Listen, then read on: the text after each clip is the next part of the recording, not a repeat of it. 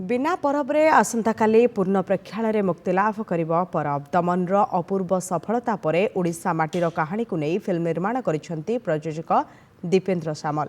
Film promotion बेले परब चलचित्ररू जहाँ किछि राशि बॉक्स ऑफिस रु कलेक्शन हेबो सेथरु किछि समाज सेवा पई दिया जिवो। आह्वान अनुष्ठान माध्यम रे समाज सेवा पई किछि अर्थ दिया जिवो बोली प्रयोजक घोषणा करिसेंती। ए फिल्म रे अभिनेता सिद्धांत महापात्र, अभिनेत्री अनु चौधरी, दमन अभिनेता दीपनीत दास महापात्र, अभिनेत्री सूर्यमयी महापात्र, वरिष्ठ अभिनेता चौधरी जयप्रकाश दास समेत बहु नामी कलाकार अभिनय करिसेंती। परब सहित आह्वान नामक एक सर्वभारतीय स्वेच्छासेवी अनुष्ठान जोड़ी होईछि। 3टी भाषा रे रिलीज हेबो परब। बहुत एक्साइटेड अच्छी परब पाई सीमा विवाद को लेकिन ये फिल्म टी जमती ओडिया और तेलुगु तो गोटे सेंसिटिव इश्यू को लेकिन केमिति एग्जीक्यूट कराई आमर स्टोरी रे सेटा आपण देखिबे।